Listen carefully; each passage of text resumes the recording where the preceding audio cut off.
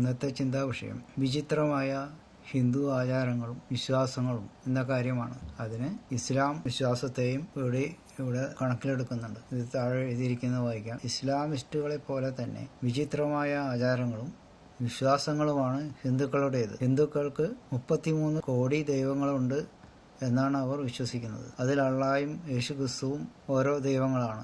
ഈ 33 കോടി ദൈവങ്ങൾ ആരൊക്കെയാണെന്ന് ചോദിച്ചാൽ പറയാൻ അവർക്ക് സാധിക്കുകയില്ല. മുസ്ലിങ്ങൾ 1,00,000-ലധികം പ്രവാചകന്മാർ ഉണ്ടായിരുന്നു എന്ന് പറയുന്നത് പോലെ തന്നെയാണിത്. ഈ പ്രവാചകന്മാരുടെ പേര് ചോദിച്ചാൽ ബൈബിളിലെ ചില പ്രവാചകന്മാരുടെയും ചില വ്യക്തികളുടെയും പേര് പറയാൻ ശ്രമിച്ച് മുസ്ലിങ്ങൾ പരാജയപ്പെടുന്നത് പോലെ ഹിന്ദുക്കളും 33 കോടി ദൈവങ്ങളുടെ പേര് ചോദിച്ചാൽ പരാജയപ്പെടും. ഇവർ വിഗ്രഹാരാധകരാണെന്ന് സമ്മതിക്കുന്നവരാണ്, അതായത് ഹിന്ദുക്കൾ. മുസ്ലിങ്ങളെ പോലെ വിഗ്രഹാരാധന നടത്തുകയും അങ്ങനെ ചെയ്യുന്നില്ലെന്ന് വാദിക്കുകയും ചെയ്യുന്നത് പോലെയല്ല. ഇവർക്ക് ഗുണമോ ദോഷമോ ചെയ്യാൻ കഴിയുന്ന പലതും അവർക്ക് ദൈവങ്ങളാണ്. പാമ്പും മറ്റു ക്ഷുദ്രജീവികളും സൂര്യനും ചന്ദ്രനും നക്ഷത്രങ്ങളും ഇവരുടെ ദൈവങ്ങളാണ്. മനുഷ്യനും ഉണ്ട് ഇവർ ദൈവങ്ങളായിട്ട് കണക്കാക്കുന്നുണ്ട്. മുസ്ലിം പുരുഷന്മാർക്ക് അവരുടെ സ്വർഗത്തിൽ ഹൂറികൾ ഉള്ളപ്പോൾ സ്ത്രീകൾക്ക് ഹൂറന്മാരില്ല. പുരുഷന്മാർക്കാണ് ഇസ്ലാം മതത്തിൽ പ്രാധാന്യമുള്ളത്. പെണ്ണുങ്ങൾക്ക് അവിടെ ഒരു വിലയുമില്ല. എന്നാൽ ഹിന്ദുക്കളെ സംബന്ധിച്ചിടത്തോളം സ്ത്രീകൾക്കാണ് കൂടുതൽ പ്രാധാന്യമുള്ളതായി കാണുന്നത്. മഹാഭാരതം എന്ന കഥാപുസ്തകത്തിലെ ഒരു പ്രധാന കഥാപാത്രമായ പാണ്ഡു ഒരു ഷണ്ടനായിരുന്നു. അതിനാൽ അവന്റെ ഭാര്യയായിരുന്ന കുന്തി ദേവി ഓരോ ദേവന്മാരോട് പ്രാർത്ഥിച്ച് ഉണ്ടായി എന്നാണ് പറയുന്നത്. യഥാർത്ഥത്തിൽ അവൾ പരപുരുഷന്മാരുമായി ബന്ധപ്പെട്ടിട്ടാണ് മക്കളെ ഉണ്ടാക്കിയതെന്നത് വ്യക്തമാണ്. എന്നിട്ട് ഈ മക്കൾക്ക് പാണ്ഡുവിന്റെ അഡ്രസ്സിൽ പഞ്ചപാണ്ഡവന്മാർ എന്ന പേരും കൊടുത്തു.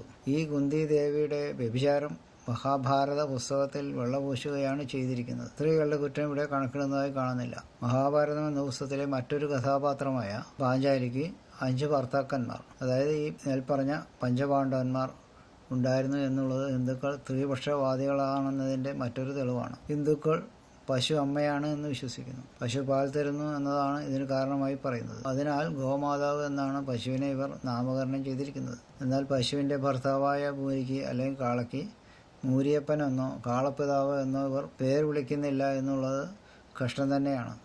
അവർ പശുവിന്റെ ചാണകവും മൂത്രവും ദിവ്യ വസ്തുക്കളായി കാണുന്നത് സ്ത്രീപക്ഷവാദികൾ ആയതുകൊണ്ട് തന്നെയാണ്. കുറച്ചു കാലങ്ങൾക്ക് മുമ്പ് വരെ ഇന്ത്യയിലെ വീടുകളിൽ നിലം ശുദ്ധീകരിക്കുന്നതിനായി ചാണകം ഉപയോഗിക്കുമായിരുന്നു. ഇപ്പോഴും ചില ഹിന്ദുക്കൾ ഇങ്ങനെ ചെയ്യുന്നുണ്ട്. ചില കഠിന വിശ്വാസമുള്ള ഹിന്ദുക്കൾ ചാണകക്കുഴിയിൽ കുളിക്കാറുണ്ട്. ചാണകം മനുഷ്യമലം പോലെ അശുദ്ധമാണെന്നും രോഗം പരത്തുന്നതാണെന്നും അവർക്ക് അറിഞ്ഞുകൂടാ. ഈ ചാണകത്തിൽ കുളിക്കുന്ന ഒരു ചിത്രം ഞാൻ കാണിക്കാം. ഇതാണ് ചാണകക്കുഴിയിലാണ് കുളിക്കുന്നത്. ഇതിന്റെ താഴെ ഇതിന്റെ കമന്റ് കാണുന്നുണ്ട്. കൊറോണ മാറാൻ വേണ്ടി ചെയ്യുന്നതെന്നാണ് പറയുന്നത്. ചാണകത്തിൽ ഇതിനേക്കാൾ വൃത്തികെട്ട നിലയിൽ കുളിക്കുന്ന ഒരു ചിത്രം ഉണ്ടായിരുന്നു. ഇപ്പോൾ നോക്കിയിട്ട് കാണുന്നില്ല. അപ്പൊ ഇത് മാത്രമാണ് കിട്ടിയുള്ളൂ. പശു മൂത്രം ഒഴിക്കുമ്പോൾ തന്നെ ആ മൂത്രം ഇവരിൽ ചിലർ കുടിക്കുകയും ചെയ്യും. അതാണ് ഇപ്പോൾ കാണുന്നത്. അത്രയും ചെയ്ത് നോക്ക്. ആ മൂത്രം കയ്യിലെടുത്ത് കുടിക്കാനാണ് അത് ചെയ്യുന്നത്. മുസ്ലിങ്ങൾ മക്കയിലുള്ള കാബയിലെ യോനിക്കല്ലിനെ ആരാധിക്കുമ്പോൾ ഹിന്ദുക്കൾ ശിവന്റെ ലിംഗമാണെന്ന് പറഞ്ഞ് ലിംഗത്തിന്റെ സാദൃശ്യത്തിലുള്ള കല്ലിനെ ആരാധിക്കുന്നു. ഇതാണ് യോനിക്കല്ല് എന്ന് പറയുന്നത്. ഇതിനെ ആരാധിക്കലാണ് ഈ മുസ്ലിങ്ങളുടെ പരിപാടി. അതേസമയം ഹിന്ദുക്കൾ ആരാധിക്കുന്നത് ഇതിനെയാണ്. ഒരു നാണയത്തിന്റെ 2 വശങ്ങൾ പോലെയാണ് ഇസ്ലാം മതവും ഹിന്ദു മതവും. മുസ്ലിങ്ങൾ മറ്റു മതക്കാരെ കൊന്ന് ജിഹാദ് നടത്തി ലോകാധിപത്യത്തിന് ശ്രമിക്കുമ്പോൾ ഹിന്ദുക്കൾ ക്രിസ്ത്യാനികളെയും മുസ്ലിങ്ങളെയും മറ്റു മതവിഭാഗങ്ങളെയും ഉപദ്രവിച്ചും കൊന്നും ഹിന്ദു രാഷ്ട്രം വിപുലീകരിക്കുവാൻ ശ്രമിച്ചുകൊണ്ടിരിക്കുകയാണ്. ഒരു തീവ്ര ഹിന്ദുവായവൻ ഇന്ത്യ ഭരിക്കുമ്പോൾ ഇങ്ങനെയുള്ള കാര്യങ്ങൾ നടന്നില്ലെങ്കിലേ അത്ഭുതമുള്ളൂ. ഇതാണ് ഇക്കാര്യത്തെക്കുറിച്ചുള്ളൊരു ചെറിയ പഠനം.